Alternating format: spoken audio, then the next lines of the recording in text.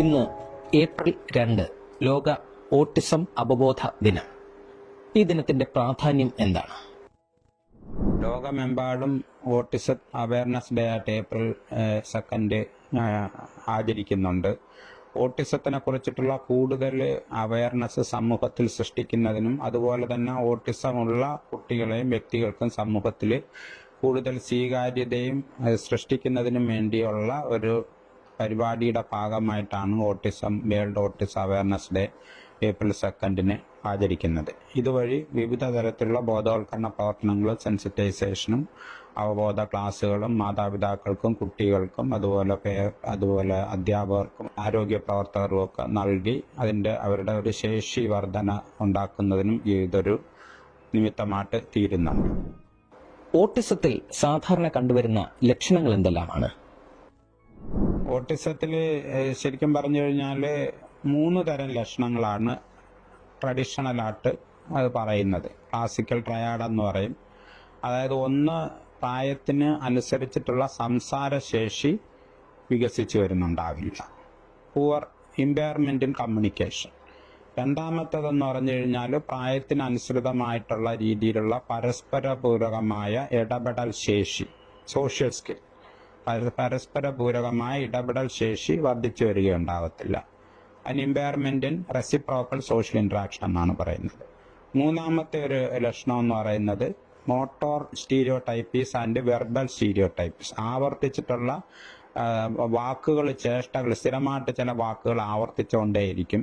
ചോദിച്ചാൽ പിന്നെ ഒന്നും കൂടെ പറയത്തില്ല. അതുപോലെ ശാരീരികമായിട്ടുള്ള ചില ചേഷ്ടകൾ, മോട്ടോർ സിംറ്റംസ് കാണിക്കും. വട്ടത്തിൽ കറങ്ങുക, തുള്ളുക, hand flapping movements, finger flicking movements, rocking movements, ഇതുപോലെയൊക്കെയുള്ള സ്റ്റീരിയോടൈപ്പ്, മോട്ടോർ സ്റ്റീരിയോടൈപ്പീസ്. അപ്പോൾ ഇത് മൂന്നുമാണ് ക്ലാസിക്കൽ ട്രയഡായിട്ട് നമ്മൾ ഓട്ടിസത്തെ കുറിച്ചിട്ട് പറയുന്നത്.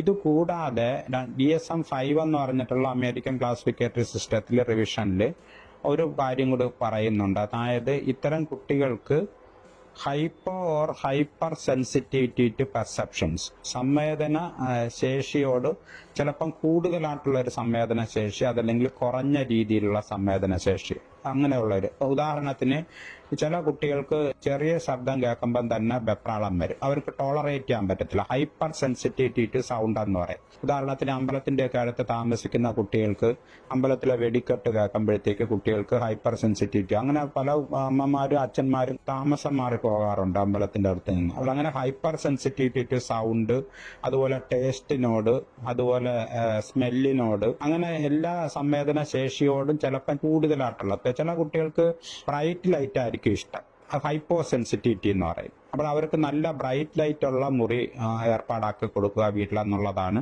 അതിന് ഡിസൈൻ ഇന്റർവെൻഷൻസ് എന്നാണ് പറയുന്നത്. അപ്പോൾ ഹൈപ്പർ സെൻസിറ്റിവിറ്റി ടു ലൈറ്റ് ഉള്ള കുട്ടികൾക്കാണെങ്കിൽ ഡിം ലൈറ്റ് കൊടുക്കും. ഹൈപ്പോ സെൻസിറ്റിവിറ്റി ഉള്ള കുട്ടികൾക്കാണെന്നുണ്ടെങ്കിൽ ബ്രൈറ്റ് ലൈറ്റ് ഉള്ള മുറി കൊടുക്കും, ബ്രൈറ്റ് ലൈറ്റ് മുറിയിൽ ഏർപ്പാടാക്കി കൊടുക്കും. അപ്പോൾ അങ്ങനെ ഈ 4ാമത്തെ ഒരു ലക്ഷണം കൂടി ഇപ്പോൾ ഇതിന് ഓട്ടിസത്തിന്റെ ലക്ഷണത്തിനോടൊപ്പം ചേർത്തിട്ടുണ്ട്. ഇങ്ങനെ ഈ 4 കാര്യങ്ങളാണ് ഓട്ടിസത്തെ കുറിച്ചിട്ടുള്ള ലക്ഷണങ്ങളായിട്ട് നമ്മൾ BBG മെഡിക്കൽ സ്റ്റുഡൻസിനെ പഠിപ്പിക്കുന്നതും PG സ്റ്റുഡൻസിനെ പഠിപ്പിക്കുന്നതും ആരോഗ്യ പ്രവർത്തകരെ എല്ലാവരും അവബോധം സൃഷ്ടിക്കുന്നതിനും ശ്രമിക്കുന്നത്. ഓട്ടിസം സംശയിക്കുന്നവർക്കുള്ള സ്ക്രീനിങ് എങ്ങനെയാണ് നടത്തപ്പെടുന്നത്? ഇത് വളരെ പ്രധാനപ്പെട്ട ഒരു കാര്യമാണ്. ഒന്നാമതെന്ന് പറഞ്ഞു കഴിഞ്ഞാൽ 3 മാസമായിട്ടും കുട്ടി മുഖത്ത് നോക്കി ചിരിക്കുന്നില്ല. 6 മുതൽ 8 ആഴ്ചക്കകത്ത് വികസിച്ച് വരുന്ന ഒരു സാധാരണ കുട്ടി അമ്മയുടെ മുഖത്ത് നോക്കി ചിരിക്കും, സോഷ്യൽ സ്മൈൽ എന്നാണ് പറയുന്നത്. പക്ഷെ ഈ കുട്ടി ഒരു 3 മാസമായിട്ടും ഇത്തരത്തിലുള്ള മുഖത്ത് നോക്കിയുള്ള ചിരി കുട്ടിയിൽ വികസിച്ച് വരുന്നില്ലെങ്കിൽ ഒന്നാമത്തെ സൂചന, അത് സംശയിക്കണം ഓട്ടിസം ആണോ. രണ്ടാമത്തേന്ന് പറഞ്ഞു കഴിഞ്ഞാൽ 1 വയസ്സാകുന്ന പ്രായത്തിനകത്താണെങ്കിലും കുട്ടി 1 വയസ്സായിട്ടും കുട്ടിക്ക് ചില ശബ്ദങ്ങൾ കേൾപ്പിക്കുന്ന ഇപ്പം ഒരു കുട്ടി ഒരു 3 മാസം ആകുമ്പോഴത്തേക്ക് കൂയിങ് സൗണ്ട്, എന്നൊക്കെ ഉള്ള സൗണ്ടുകൾ കേൾപ്പിക്കും. ഒരു 6 മാസം ആകുമ്പോഴത്തേക്ക് കുട്ടി മാ ബാ ദാ ഡാ എന്നൊക്കെ ഉള്ള സൗണ്ടുകൾ കേൾപ്പിക്കും. അതുപോലെ ഒരു 9 മാസം ആവുന്ന കുട്ടി ഒരു മായും കൂടെ വയ്ക്കും, മാമ ഡാഡ ബാബ അങ്ങനെയുള്ള സൗണ്ടുകൾ. 1 വയസ്സാകുമ്പോഴത്തേക്ക് കോമൺ ആയിട്ടുള്ള അച്ഛ, അമ്മ എന്ന കാക്ക, പൂച്ച എന്നൊക്കെ ഉള്ള വാക്കുകൾ പറയും. അപ്പോൾ ഈ 1 വയസ്സിനകത്ത് ഇത്രയും സംസാരശേഷി വികസിച്ച് വരുന്നുണ്ട്. പക്ഷേ ഈ ഒരു ഓട്ടിസം സംശയിക്കുന്ന ഒരു കുട്ടിയിൽ 1 വയസ്സായിട്ടും ഇതുവരെയും ഒരു ശബ്ദങ്ങൾ പോലും കേൾപ്പിച്ചിട്ടില്ല. അപ്പോൾ നമ്മൾ സംശയിക്കണം. ഇനി 3ാമത്തെ കാര്യം എന്ന് പറഞ്ഞു കഴിഞ്ഞാൽ ഒരു വയസ്സായിട്ടും കുട്ടി ഇതുവരെയും ഒരു ചേഷ്ടകളും കാണിക്കുന്നില്ല. നേരത്തെ പറഞ്ഞ ശബ്ദമാണ്, ഇതിപ്പം ചേഷ്ടകൾ എന്ന് പറഞ്ഞു കഴിഞ്ഞാൽ ഒരു വയസ്സകത്ത് കുട്ടി ചൂണ്ടിക്കാണിക്കും. കുട്ടിക്ക് ഇഷ്ടമുള്ള ഒരു കുട്ടിക്ക് സംസാരമില്ലെങ്കിലും ഇഷ്ടമുള്ള ഒരു കാര്യം കാണുമ്പോൾ അമ്മയുടെ അച്ഛൻ്റെ അടുത്തേക്ക് ചൂണ്ടിക്കാണിക്കും. അങ്ങനെ കുട്ടി മറ്റുള്ളവരെ ശ്രദ്ധ ആകർഷിക്കും. അതുപോലെ 9 മാസം ആകുമ്പോൾ ടാറ്റ പറയും. അതുപോലെ ഇഷ്ടമുള്ള ഒരു കാര്യം കാണുമ്പോഴത്തേക്ക് മറ്റുള്ളവരുടെ ശ്രദ്ധ ആകർഷിച്ച് ഒരുമിച്ച് അത് സന്തോഷിക്കാനുള്ള ഒരു ജോയിന്റ് അറ്റൻഷൻ പോലെയുള്ള സ്വഭാവ രീതി വികസിച്ചു വരും. ഇതെല്ലാം ഒരു വയസ്സിനകത്ത് വികസിച്ചു വരുന്നതാണ്. പക്ഷേ ഇവിടെ ഒരു കുട്ടിക്ക് ഇതുവരെയും ഒരു ചേഷ്ടകൾ പോലും കാണിക്കുന്നില്ല. അപ്പോൾ നമ്മൾ ഓട്ടിസം ആണെന്ന് സംശയിക്കേണ്ടി വരും. ഇനി 4ാമത്തെ ഒരു ലക്ഷണം എന്ന് പറഞ്ഞു കഴിഞ്ഞാൽ 1.5 വയസ്സായ കുട്ടിക്ക് ഇതുവരെ ഒരു വാക്കുകൾ പോലും പറഞ്ഞിട്ടില്ല. അപ്പം നമ്മൾ ഓട്ടിസം ആണെന്ന് സംശയിക്കേണ്ടി വരും. ഇനി 5ാമത്തെ ഒരു ലക്ഷണം എന്ന് പറഞ്ഞു കഴിഞ്ഞാൽ കുട്ടിക്ക് 2 വയസ്സായിട്ടും 2 വാക്കുകൾ പോലും പറയുന്നില്ല. അപ്പോൾ ശരിക്കും പറഞ്ഞു കഴിഞ്ഞാൽ നമ്മൾ ഓട്ടിസം ആണെന്ന് സംശയിക്കുക. അപ്പോൾ 5 സൂചനകൾ ഞാൻ പറഞ്ഞു. ഇതിനോടൊപ്പം തന്നെ 6ാമത്തെ ഒരു കാര്യം എന്ന് പറഞ്ഞാൽ കുട്ടി ആർജിച്ച വികസനത്തിലൂടെ ആർജിച്ച ഏതെങ്കിലും ശേഷികൾ നഷ്ടപ്പെടുന്നുണ്ടോ എന്നുള്ളത്. അതിന് റിഗ്രഷൻ എന്നാണ് പറയുന്നത്. അപ്പോൾ ഇങ്ങനെ ആർജിച്ച ശേഷികൾ നഷ്ടപ്പെടുന്ന ഒരു സാഹചര്യം ഉണ്ടാവുകയാണെങ്കിൽ ഓട്ടിസം ആണെന്ന് സംശയിക്കേണ്ടി വരും. അപ്പോൾ ഈ 5 സൂചനകൾ അല്ലെങ്കിൽ 6 സൂചനകൾ വെച്ചും കൊണ്ട് നമുക്ക് സമൂഹത്തിൽ നോക്കിക്കഴിഞ്ഞാൽ നമുക്ക് ഓട്ടിസത്തിന്റെ ആദ്യ ലക്ഷണങ്ങളായിട്ട് നമുക്ക് സൂചനയിൽ സ്ക്രീനിങ് നടത്തിയാൽ അത്തരം കുട്ടികളെ കൂടുതൽ വിദഗ്ധമായ വിലയിരുത്തലിലേക്ക് അവരെ ഈ കുട്ടികളെ റെഫർ ചെയ്യുക എന്നുള്ളതാണ് ഈ സ്ക്രീനിങ് ചോദ്യാവലി കൊണ്ട് ഉദ്ദേശിക്കുന്നത്. എന്താണ് വെർച്വൽ ഓട്ടിസം? വെർച്വൽ ഓട്ടിസം എന്ന് പറഞ്ഞു കഴിഞ്ഞാൽ നമുക്ക് പൊതുവിൽ ഇപ്പം വളരെ കൂടുതലായിട്ട് ഉപയോഗിച്ച് വരുന്ന ഒരു മാത്രമല്ല മാതാപിതാക്കൾ ഇത്തരം കുറിച്ചിട്ട് സംശയങ്ങൾ ചോദിക്കാറുണ്ട്. ഇപ്പം നേരത്തെ നമ്മൾ പറഞ്ഞല്ലോ, കുട്ടിയുടെ ഒരു സൈക്കോ സോഷ്യൽ ഇന്ററാക്ഷൻസ് എന്ന് പറയും. അമ്മയും കുട്ടിയും തമ്മിൽ, അമ്മയും അച്ഛനും കുട്ടിയും തമ്മിൽ, അല്ലെങ്കിൽ കുട്ടിയും മാതാപിതാക്കളും തമ്മിൽ നടക്കുന്ന അടുത്ത് ക്ലോസറായിട്ട് നടക്കുന്ന സൈക്കോ സോഷ്യൽ ഇന്ററാക്ഷൻസ്, മാനസിക സാമൂഹികമായിട്ടുള്ള ഇടപെടലിലൂടെയാണ് കുട്ടിയുടെ മാനസിക വികാസം, ഭൗതിക വികാസവും സംസാരശേഷിയും വികസിച്ചു വരുന്നത്. അപ്പോൾ ഇതിൽ കുറവ് വരുന്നു എന്ന് പറഞ്ഞു കഴിഞ്ഞാൽ, ഇപ്പം ഉദാഹരണത്തിന് കുട്ടി അമ്മയും മാത്രം ഒരു മുറിയിൽ ഒരു വീട്ടിൽ താമസിക്കുന്നു. ആ കുട്ടിക്ക് ആകെയുള്ള ഇന്ററാക്ഷൻസ് എന്ന് പറഞ്ഞാൽ മൊബൈൽ നോക്കിക്കൊണ്ടിരിക്കുക എന്നുള്ളതാണ്. ഇപ്പോൾ മൊബൈലിൽ വീഡിയോ ഗെയിം കാണുന്നു, കാർട്ടൂൺ കാണുന്നു. അപ്പോൾ അങ്ങനെ വരുമ്പോഴുള്ള പ്രശ്നം എന്ന് പറഞ്ഞു കഴിഞ്ഞാൽ, ഇത്തരത്തിൽ നിരന്തരമായിട്ട് മുഴുവൻ സമയവും മൊബൈലും വീഡിയോ ഗെയിമും കാർട്ടൂണും കണ്ടുകൊണ്ടിരിക്കുന്ന ഒരു കുട്ടിയിൽ സ്വാഭാവികമായ സംസാരശേഷി വികസിച്ച് വരത്തില്ല. അതുപോലെ സോഷ്യൽ സ്കില്ലും വികസിച്ച് വരത്തില്ല. സോഷ്യൽ സ്കില്ലിനേക്കാൾ കൂടുതൽ സംസാരശേഷി വികസിച്ച് വരാത്ത ഒരു സ്വഭാവ രീതിയുണ്ട്. ഇതിന്റെ ഒരു ഉദാഹരണം പറഞ്ഞു കഴിഞ്ഞാൽ, ഇപ്പം ഇടയ്ക്കിടയ്ക്ക് ചിലപ്പം ഈ അച്ഛൻ ഗൾഫിൽ എഞ്ചിനീയർ അല്ലെങ്കിൽ അതുപോലെ എന്തെങ്കിലും ഉയർന്ന ഉദ്യോഗസ്ഥൻ, അമ്മ ഗ്രാജുവേറ്റ് അല്ലെങ്കിൽ ഹൗസ് വൈഫ്, അപ്പോൾ അമ്മയും കുട്ടിയും കൂടെ ഫ്ലാറ്റിൽ കഴിയുന്നു. അച്ഛൻ രാവിലെ ജോലിക്ക് പോകുന്നു, വൈകുന്നേരം തിരിച്ചു വരുന്നു. ആകെയുള്ള ഇന്ററാക്ഷൻസ് എന്ന് പറഞ്ഞാൽ അമ്മയും കുട്ടിയും കൂടെ തമ്മിലുള്ള ഇന്ററാക്ഷൻസ് അത് തന്നെ നന്നായിട്ട് നടക്കുന്നില്ല. വെളിയിലൊന്നും അയൽവക്കങ്ങളോട്ടൊന്നും ഇടപെടാൻ പറ്റുന്നില്ല. ഫ്ലാറ്റിലാണ് കഴിയുന്നത്. മറ്റ് ഫ്ലാറ്റുകളിലും അന്യഭാഷക്കാരാണ് കഴിയുന്നത്. അപ്പോൾ അമ്മയും കുട്ടിയും കൂടെ മാത്രമേ ഫ്ലാറ്റിൽ ഒറ്റയ്ക്ക് കഴിയുന്നു. മാത്രമല്ല അമ്മയും കുട്ടിയും തമ്മിലുള്ള ഇന്ററാക്ഷൻസും കുറവ്. കുട്ടി മുഴുവൻ സമയം മൊബൈലിൽ നോക്കിക്കൊണ്ടിരിക്കുന്നു. അപ്പോൾ ഇത്തരം സാഹചര്യത്തിൽ ഓട്ടിസത്തിന് സമാനമായ തരത്തിലുള്ള സംസാരശേഷി കുറവ്, സാമൂഹ്യ ശേഷി കുറവ് കുട്ടിയിൽ ഉണ്ടാകുന്നതിനുള്ള സാധ്യതയുണ്ട്. അതിനെയാണ് നമ്മൾ വെർച്വൽ ഓട്ടിസം എന്ന് പറയുന്നത്. പക്ഷേ ഇതിന്റെ ഒരു പ്രത്യേകത എന്ന് പറഞ്ഞു കഴിഞ്ഞാൽ, നമ്മൾ ഇത് മനസ്സിലാക്കി കുട്ടിക്ക് ആവശ്യമായിട്ടുള്ള ഇന്റൻസീവ് ആയിട്ടുള്ള സൈക്കോ സോഷ്യൽ ഇന്റർവെൻഷൻ, സ്പീച്ച് തെറാപ്പിയും സൈക്കോ സോഷ്യൽ ഇന്റർവെൻഷൻസും നൽകി കഴിഞ്ഞാൽ, അതായത് അമ്മയും കുട്ടിയും തമ്മിലുള്ള ഇടപെടൽ, കളിപ്രവർത്തനങ്ങൾ കൂടുതൽ മെച്ചപ്പെടുത്തി കുട്ടിക്ക് സ്പീച്ച് തെറാപ്പി ഒക്കെ കൊടുത്തു കഴിയുമ്പോൾ കുട്ടി വേഗത്തിൽ ഇംപ്രൂവ് ചെയ്യുന്നതായിട്ട് നമുക്ക് കാണാൻ പറ്റും വെർച്വൽ ഓട്ടിസത്തിലും. അതുപോലെ ഗൾഫ് സിൻഡ്രോം എന്നൊക്കെ ചിലപ്പം പറയുന്നുണ്ട്. അപ്പോൾ അങ്ങനെ അവസ്ഥകളിൽ പെട്ടെന്ന് ഇംപ്രൂവ്മെന്റ് വരും. സാധാരണ ഒരു ക്ലാസിക്കൽ ഓട്ടിസം ആണെങ്കിൽ വേഗത്തിൽ ഇംപ്രൂവ്മെന്റ് വരത്തില്ല, വളരെ പതുക്കെ ഇംപ്രൂവ്മെന്റ് വരത്തുള്ളൂ. അതാണ് വെർച്വൽ ഓട്ടിസവും സാധാരണ ഓട്ടിസവും തമ്മിലുള്ള വ്യത്യാസം. ഓട്ടിസം ബാധിച്ച കുട്ടികൾക്കുള്ള പരിശീലന പ്രവർത്തനങ്ങൾ എന്തൊക്കെയാണ്? ഓട്ടിസം ബാധിച്ച കുട്ടികൾക്ക് നമ്മൾ പ്രധാനമായിട്ട് കാണുന്നത് മരുന്ന് ചികിത്സയിലൂടെ നമുക്ക് ഓട്ടിസം ഭേദമാക്കാൻ കഴിയത്തില്ല. ഓട്ടിസം എന്ന് പറയുന്നത് ഒരു ലൈഫ് ലോങ് ഡിസോർഡർ ആണ്. മരുന്ന് ചികിത്സയിലൂടെ നമുക്ക് സ്പെസിഫിക് ആയിട്ടുള്ള മരുന്നുകൾ, ഏതെങ്കിലും സംസാരത്തിന് മരുന്നെന്നോ അല്ലെങ്കിൽ ബുദ്ധി കൂടാൻ മരുന്നെന്നോ അല്ലെങ്കിൽ സോഷ്യൽ ശേഷി, സാമൂഹ്യ ശേഷി വികസിച്ച് വരാൻ മരുന്ന്, അങ്ങനെ മരുന്നുകളൊന്നും കൊച്ചു കൊടുത്തതുകൊണ്ട് കുട്ടിയിൽ മാറ്റം വരത്തില്ല. അപ്പം നമ്മൾ ഓട്ടിസത്തിന്റെ ചികിത്സാ രീതി, ഇടപെടൽ രീതി എന്ന് പറഞ്ഞാൽ മൾട്ടി ഡിസിപ്ലിനറി ഇന്റർവെൻഷൻ എന്നാണ് പറയുന്നത്. ബഹുമുഖമായിട്ടുള്ള വിവിധ തരത്തിലുള്ള തെറാപ്പിസ്റ്റുകളുടെ ഒരുമിച്ചുള്ള ഒരു തരത്തിലുള്ള മൾട്ടി ഡിസിപ്ലിനറി ഇന്റർവെൻഷനാണ് കുട്ടിക്ക് കൊടുക്കുന്നത്. അപ്പോൾ കുട്ടിക്ക് ഉദാഹരണത്തിന് കുട്ടിക്ക് കുട്ടിക്കൊരു ഇപ്പം ഭയങ്കര തറയിൽ കിടന്നുരുളുന്ന തലയിട്ടിരിക്കുന്ന ഒരു സ്വഭാവ രീതിയുള്ള ഒരു കുട്ടിയാണ് ഓട്ടിസം ഉള്ള ഒരു കുട്ടിക്ക് ഉണ്ടെന്നുണ്ടെങ്കിൽ ആ കുട്ടിക്ക് നമ്മൾ ആദ്യം ബിഹേവിയറൽ തെറാപ്പി കൊടുക്കും. അപ്പൊ ബിഹേവിയർ തെറാപ്പിയുടെ പ്രിൻസിപ്പിൾസ് അമ്മമാർക്ക് പറഞ്ഞു കൊടുക്കും.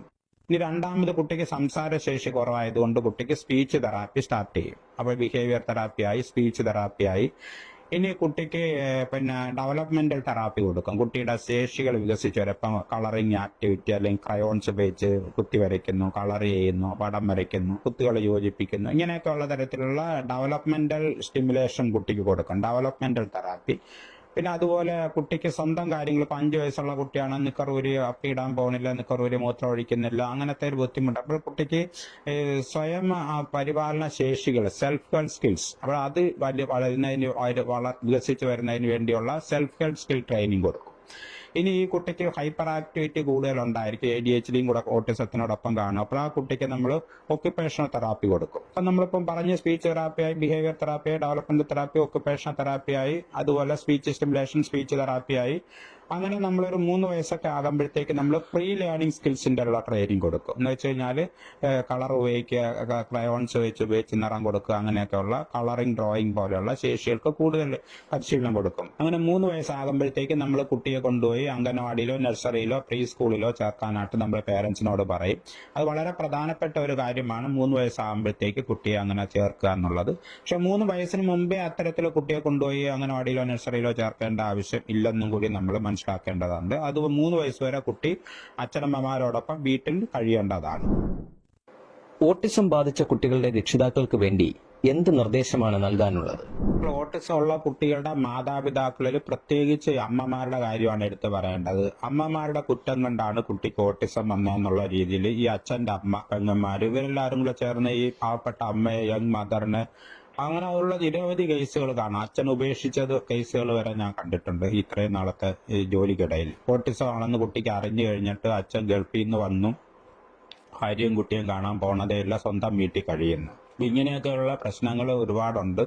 അപ്പൊ മാത്രമല്ല, മാതാപിതാക്കൾ ഇത്തരം കുട്ടികളെ സ്കൂളുകളിൽ ചേർക്കുമ്പോഴത്തേക്ക് ശരിക്കും പറഞ്ഞു കഴിഞ്ഞാൽ മറ്റു കുട്ടികളുടെ പേരൻസ് വീട്ടിൽ സ്കൂളിൽ വന്ന് വലിയ ബഹളം ഉണ്ടാക്കി, ഈ കുട്ടി ഇവിടെ പറ്റത്തില്ല, ഈ കുട്ടി ഇവിടെ പഠിക്കുകയാണെങ്കിൽ ഞങ്ങളെ കുട്ടിയെ കൊണ്ടുപോകും, ഞങ്ങളെ കുട്ടികളെ ഉപദ്രവിക്കുന്നു, ഇങ്ങനെയൊക്കെ പറഞ്ഞുള്ള രീതിയിലുള്ള സമ്മർദ്ദങ്ങൾ മാതാപിതാക്കളും അനുഭവിക്കാറുണ്ട് ഓട്ടിസം ഉള്ള കുട്ടികളുടെ. അപ്പോൾ ഞാൻ ഇതിനകത്ത് ഈ കുട്ടിയെ ഓട്ടിസം ആണെന്ന് തിരിച്ചറിഞ്ഞ് ഡയഗ്നോസ് ചെയ്ത് വിദഗ്ധ വിലയിരുത്തൽ നടത്തി ആവശ്യമായ തെറാപ്പികൾ, മൾട്ടി ഡിസിപ്ലിനറി തെറാപ്പിയൊക്കെ സ്റ്റാർട്ട് ചെയ്യുന്നതിനോടൊപ്പം തന്നെ സജസ്റ്റ് ചെയ്യുന്ന ഒരു വഴിയാണ് കുടുംബത്തിലൊരു പ്ലേ തെറാപ്പി റൂം സെറ്റ് ചെയ്യാൻ പറയും. 1 മുറി വീടുള്ള ആൾക്കാരുണ്ടാവും, 2 മുറി വീടുള്ള ആൾക്കാരുണ്ടാകും, ഒരുപാട് മുറികളുള്ള വീട്ടിലുള്ള ആൾക്കാരുണ്ടാകും. പക്ഷെ നമ്മൾ എന്താണോ സൗകര്യം അതിനനുസരിച്ചൊരു മൂല കുട്ടിയുടെ പ്ലേ തെറാപ്പിക്ക് വേണ്ടി. എന്നിട്ട് പ്ലേ തെറാപ്പി റൂമിൽ നമ്മൾ അമ്മയടുത്ത് പറയും, അമ്മ കലണ്ടർ സൈസിലുള്ള അമ്മയും കുഞ്ഞും, അതുപോലെ മൃഗങ്ങൾ, ആന, പട്ടി, പൂച്ച, സിംഹം, അതുപോലെ വിവിധ രൂപങ്ങളുടെ കലണ്ടർ സൈസിലുള്ള പടങ്ങൾ വാങ്ങി മുറിയിൽ ഒട്ടിക്കാൻ പറയും. എന്നാൽ അപ്പോൾ ഈ കുട്ടികൾക്കുള്ള ഒരു പ്രത്യേകത സോഷ്യൽ സ്കിൽ, സാമൂഹ്യ ശേഷി കുറവെന്ന് പറഞ്ഞില്ല, പരസ്പര പൂരമായിട്ട് ഇടപെടുന്നതിനുള്ള. അപ്പം നമ്മൾ ചിരിക്കുന്നു, തിരിച്ചു ചിരിക്കുന്നു, നമ്മൾ വിളിക്കുന്നു, നമ്മുടെ അടുത്ത് വരുന്നു, നമ്മൾ കെട്ടിപ്പിടിക്കുന്നു, നമ്മളോട് ചേർന്ന് നിൽക്കുന്നു, ഇങ്ങനെയൊക്കെയുള്ള സാമൂഹ്യ ശേഷി കുട്ടികൾക്ക് കുറവായിരിക്കും. കൂട്ടുചേർന്നുള്ള പ്രവർത്തനം കുട്ടിക്ക് ശേഷി കുറവായിരിക്കും. അപ്പോൾ കൂട്ടുചേർന്നുള്ള സോഷ്യൽ സ്കില്ല് വരുന്നതിന് വേണ്ടി ഈ കുട്ടിയുടെ അമ്മയടുത്ത് പറയും, ഇങ്ങനെ മുറി സെറ്റ് ചെയ്തിട്ട് കുട്ടിയെ 2 വയസ്സുള്ള കുട്ടിയാണെങ്കിൽ അമ്മയുടെ കയ്യിൽ കുട്ടിയെ എടുത്തതിന് ശേഷം മോന്റെ കണ്ണ് മറ്റു പടത്തിലെ വാവയുടെ കണ്ണ്, മോന്റെ മൂക്ക് വാവയുടെ മൂക്ക്, മോന്റെ വാവയുടെ വാ, ഇങ്ങനെ പറഞ്ഞ് കുട്ടിയുടെ കളിക്കാൻ പറയും. ഇത് കളിയാണ്, പഠിപ്പിക്കൽ പരിശീലനം എന്നല്ല, കളി. കുട്ടിയും അമ്മയും കൂടെ പടം കണ്ട് കളിക്കുന്നു, അല്ലെങ്കിൽ പടത്തിന്റെ പേര് പറഞ്ഞ് പടത്തിന്റെ ആക്ഷൻ കാണിച്ച് കുട്ടിയുടെ കളിക്കുന്നു. അങ്ങനെ ഒരുമിച്ച് ചേർന്നുള്ള റെസിപ്രോക്കൽ സോഷ്യൽ ഇന്ററാക്ഷൻസ് വർദ്ധിപ്പിക്കാൻ തരത്തിലുള്ള ഇത്തരത്തിലുള്ള കളിപ്രവർത്തനങ്ങൾ. അപ്പൊ ഇത്തരം കളിപ്രവർത്തനങ്ങളിലൂടെ കുട്ടിക്ക് കൂട്ടുചേർന്നുള്ള കളിപ്രവർത്തനത്തിലേക്ക് വരാനുള്ള ശേഷി വർദ്ധിക്കുന്നതിന് സഹായകരമാകും. അപ്പൊ എല്ലാ വീടുകളിലും ഇതുപോലെ പ്ലേ തെറാപ്പി റൂം സെറ്റ് ചെയ്യുകയും ദിവസേന രാവിലെ അരമണിക്കൂർ, വൈകുന്നേരം അരമണിക്കൂർ, ഈ പടങ്ങളൊക്കെ നമ്മൾ ഇടയ്ക്കിടയ്ക്ക് മാറിക്കൊണ്ടിരിക്കും, ആക്ടിവിറ്റി ഒക്കെ ഇടയ്ക്കിടയ്ക്ക് മാറിക്കൊണ്ടിരിക്കും. അങ്ങനെ കുട്ടിയും അമ്മയും തമ്മിലുള്ള, അല്ലെങ്കിൽ അമ്മയും കുട്ടിയും അച്ഛനും തമ്മിലുള്ള ഒരു ക്ലോസ് ഇന്ററാക്ഷൻസ് ഈ രീതിയിൽ എല്ലാ ദിവസവും രാവിലെയും വൈകിട്ടും അരമണിക്കൂർ വീതം ചെയ്യാൻ പറയും. മാത്രമല്ല, ഒപ്പം ഈ തെറാപ്പിക്ക് വരുമ്പോഴത്തേക്ക് എല്ലാ തെറാപ്പിക്ക് കൂടെയും കുട്ടിയെ അമ്മയെ ഇരുത്തും, അമ്മയും അച്ഛനെ കൂടെ ഇരുത്തും. എന്നിട്ട് അവർക്കും കൂടെ കാണിച്ചു കൊടുക്കും. എന്നിട്ട് അവരത് വീട്ടിൽ പോയി അതുപോലെ പ്രാക്ടീസ് ചെയ്യാൻ പറയും. അപ്പോൾ ശരിക്കും പറഞ്ഞാൽ ഒരു നിർബന്ധം റെഗുലർ ആയിട്ട് കണ്ടിന്യൂസ് ആയിട്ടുള്ള ഒരു തെറാപ്പി കുറഞ്ഞത് ഒരു കുട്ടിക്ക് 1 മണിക്കൂർ, രാവിലെ വൈകിട്ട് അരമണിക്കൂർ ഇതെന്നുള്ള ക്രമത്തിൽ 1 മണിക്കൂർ മിനിമം കുട്ടിക്ക് തെറാപ്പിയുടെ ആനുകൂല്യം കിട്ടും, അവസരം കിട്ടും. അപ്പോൾ അത് തീർച്ചയായിട്ടും കുട്ടികളിൽ നല്ല മെച്ചപ്പെട്ട തരത്തിലുള്ള പുരോഗതി ഉണ്ടാക്കുന്നതിനത് സഹായകരമായിട്ട് തീരും. പിന്നെ നമ്മൾ കാണേണ്ടതെന്ന് പറഞ്ഞു കഴിഞ്ഞാൽ മാതാപിതാക്കൾ ഇത്തരം സെന്ററുകൾ ഉണ്ടത് എവിടെയാണെന്ന് തിരക്കി കുട്ടിയെ തീർച്ചയായിട്ടും അവിടെ കൊണ്ടുപോകുന്നതിന് ശ്രമിക്കണം. എത്ര early intervention will give better result എന്നുള്ളതാണ്. കാലയെ കൂട്ടിയുള്ള പരിശീലന പ്രവർത്തനങ്ങളിലൂടെ കുട്ടിയെ കടന്നുപോയാൽ, ഇന്റർവെൻഷൻ കിട്ടിയാൽ കുട്ടി വേഗത്തിൽ മെച്ചപ്പെടും. മുൻകാലങ്ങളിൽ ഒരു 25 വർഷത്തിന് മുമ്പ്, 20 വർഷത്തിന് മുമ്പൊക്കെ ഉള്ള ഒരു അവസ്ഥ എന്ന് പറഞ്ഞാൽ 12ഉം 13ഉം വയസ്സൊക്കെ ഉള്ള കുട്ടികളെ ഓട്ടിസം ആദ്യമായിട്ട് വരുന്ന അവസ്ഥ ഉണ്ടായിരുന്നു. ഇപ്പൊ അത് ആ സ്ഥിതി കുറച്ച് മാറിയിട്ടുണ്ട്. ഇപ്പൊ ഒരു 4 വയസ്സ് 5 വയസ്സൊക്കെ ഉള്ള കുട്ടികൾ വരുന്നുണ്ട്. ചിലപ്പോൾ 2 വയസ്സ് 3 വയസ്സുള്ള കുട്ടികൾ നേരത്തെ കൂട്ടി വരുന്നുണ്ട്. എന്തായാലും ഒരു 12-13 വയസ്സെന്നുള്ള 20 വർഷത്തിന് 25 വർഷത്തെ അവസ്ഥയിൽ നിന്നിപ്പം ഒരു 4-5 വയസ്സുള്ള കുട്ടികൾ നേരത്തെ കൂട്ടി വരുന്നു. അപ്പൊ അതും പോരെന്നുള്ളതാ. ശരിക്കും പറഞ്ഞാൽ നമ്മൾ ശ്രദ്ധിക്കേണ്ടുന്നത് 1 വയസ്സിനകത്ത് തന്നെ നേരത്തെ ഞാൻ പറഞ്ഞ സംസാരശേഷിയിലും അതുപോലെ ജോയിന്റ് അറ്റൻഷൻ, ആംഗ്യങ്ങള്, പോയിന്റിങ് ഓഫ് ഫിംഗേഴ്സ്, ടാറ്റ പറയലൊക്കെ കുറവാണെന്നുണ്ടെങ്കിൽ തീർച്ചയായിട്ടും നമ്മൾ 1 വയസ്സിനകത്ത് തന്നെ സംശയിക്കുന്നത് കൊണ്ട് ഒരു തെറ്റുമില്ല. വിദഗ്ധരെ കാണിച്ച് വിലയിരുത്തുന്നു. അത് കുഴപ്പമില്ലെങ്കിൽ വേണ്ട, കുഴപ്പമില്ല പോകാം. അല്ലെങ്കിൽ നമുക്ക് ഏർലി ഇന്റർവെൻഷൻ തുടങ്ങാം. അപ്പോൾ ഈ ഏർലി ഇന്റർവെൻഷൻ നടത്തുന്നതിന് വേണ്ടി മാതാപിതാക്കൾ പ്രത്യേകം ശ്രദ്ധിക്കണം. ഏർലി ഇന്റർവെൻഷന്റെ ഒരു പ്രധാനപ്പെട്ട കാര്യം എന്ന് പറഞ്ഞു കഴിഞ്ഞാൽ തലച്ചോറിൽ ന്യൂറോണുകൾ, ബ്രെയിനിലുള്ള ന്യൂറോണുകളുടെ പരസ്പരം ബന്ധിക്കൽ പ്രക്രിയ നമ്മൾ ന്യൂറോണൽ പ്ലാസ്റ്റിസിറ്റി എന്നാണ് പറയുന്നത്. അപ്പോൾ ഈ ആദ്യത്തെ 3 വയസ്സിലാണ് ഈ ന്യൂറോണൽ പ്ലാസ്റ്റിസിറ്റി, പരസ്പരം ബന്ധിക്കൽ പ്രക്രിയ എന്ന് പറയുന്നത് വളരെ കൂടുതൽ നടക്കുന്നത്. ആ പ്രായത്തിൽ തന്നെ കണ്ടെത്തി നമ്മൾ പരിശീലനം കൊടുക്കുമ്പോൾ യഥാർത്ഥത്തിൽ നമ്മളുടെ പരിശീലനത്തിലൂടെ നമ്മൾ യഥാർത്ഥത്തിൽ തലച്ചോറിനെയാണ് സ്റ്റിമുലേറ്റ് ചെയ്യുന്നത്. ഇപ്പൊ തലച്ചോറിൽ കൂടുതൽ ന്യൂറോണൽ സർക്യൂട്ടുകൾ ഫോർമേഷൻ നമ്മളുടെ ഈ മൾട്ടി ഡിസിപ്ലിനറി പരിശീലനത്തിലൂടെ സാധ്യമാകും. അങ്ങനെ കുട്ടി പുതിയ ശേഷികൾ ആർജിക്കും. ഓരോരോ ന്യൂറോണൽ സർക്യൂട്ടുകൾ ഓരോരോ പുതിയ ശേഷികൾ ആർജിക്കുന്നതിന് സമമായിട്ട് മാറും. അതുകൊണ്ട് ഏർലി ഇന്റർവെൻഷന് വേണ്ടി മാതാപിതാക്കൾ കഴിവതും നേരത്തെ. പക്ഷെ ചില വീടുകളിൽ ഈ അച്ഛൻ്റെ അമ്മമാർ പറയും കുട്ടിക്ക് കുഴപ്പമൊന്നുമില്ല, സംസാരിക്കുന്ന ഇത്തിരി താമസിക്കുക, അവൻ്റെ അച്ഛനും അതുപോലെ ആയിരുന്നു. ഇങ്ങനെയൊക്കെ പറഞ്ഞ് അമ്മമാരെ ഈ പറഞ്ഞ യങ് മദറിനെ ആശുപത്രി പോകുന്നതിനകത്ത് നിന്ന് ബുദ്ധിമുട്ട് സൃഷ്ടിക്കുന്ന സാഹചര്യം ചില കുടുംബങ്ങളിലുണ്ട്. ഞങ്ങളുടെ ഈ ആശുപത്രിയിൽ വരുമ്പോൾ അറിയാൻ പറ്റും. അങ്ങനെ പറഞ്ഞ് നിൽക്കരുത്. കുട്ടിക്ക് സംസാരശേഷിയാണ് അതിൽ ഏറ്റവും പ്രധാനപ്പെട്ട. എല്ലാ വികാസ വൈകല്യങ്ങളുടെയും ഒരു പ്രധാനപ്പെട്ട സൂചന എന്ന് പറയുന്നത് സംസാരശേഷി താമസിച്ച് വരുന്നതാണ്. സംസാരശേഷി എപ്പോഴും വളരെ പ്രധാനപ്പെട്ടതാണ്. ഇന്നിപ്പോൾ ഞാനൊരു അമ്മയെ രാവിലെ ആശുപത്രിയിൽ കണ്ടിട്ടാണ് വരുന്നത്. അപ്പോൾ ആ കുട്ടി അമ്മയടുത്ത് ചോദിച്ച, അമ്മ കുട്ടിക്ക് സംസാരം എപ്പോഴാണ് തുടങ്ങിയത്? അമ്മയ്ക്ക് അറിഞ്ഞുകൂടാ. അമ്മ പിന്നെ ചിന്തിച്ചിട്ട് പറഞ്ഞ് 2.5 വയസ്സെന്നാണ്. അപ്പം ഞാൻ അമ്മയടുത്ത് ചോദിച്ച, അമ്മ എല്ലാ കുട്ടികൾക്കും സംസാരശേഷി വികസിച്ച് വരുന്നത് 2.5 വയസ്സിലാണോ? അമ്മയടുത്ത് ചോദിച്ച് തിരിച്ചു. അവർക്ക് അറിഞ്ഞുകൂടാ. ഇപ്പം സമൂഹത്തിൽ ഈ അവയർനെസ് വലിയ തോതിൽ ഉണ്ടാക്കിയെടുക്കേണ്ടതുണ്ട്. 1 വയസ്സിൽ കുട്ടി അച്ഛ, അമ്മ, കാക്ക, പൂച്ച പ്രധാനപ്പെട്ട കുറേ വാക്കുകളൊക്കെ 1 വയസ്സിൽ സാധാരണഗതിയിൽ എല്ലാ കുട്ടികളും പറയാൻ തുടങ്ങും. അത് നമ്മൾ ശ്രദ്ധിക്കണം. അപ്പോൾ സംസാരത്തിൽ താമസം ഉണ്ടെങ്കിൽ തീർച്ചയായിട്ടും നമ്മൾ അത് സംശയിക്കേണ്ടതുണ്ട്. വികാസ വൈകല്യങ്ങളുടെ സൂചനയായിട്ട് കാണേണ്ടതുണ്ട്. ചിലപ്പോൾ അത് ഒരു പക്ഷേ ഓട്ടിസം ആയിരിക്കാനും സാധ്യതയുണ്ട്. ഓട്ടിസം ബാധിച്ച കുട്ടികൾക്ക് സർക്കാർ തലത്തിൽ എവിടുന്നെല്ലാം സേവനങ്ങൾ ലഭ്യമാണ്?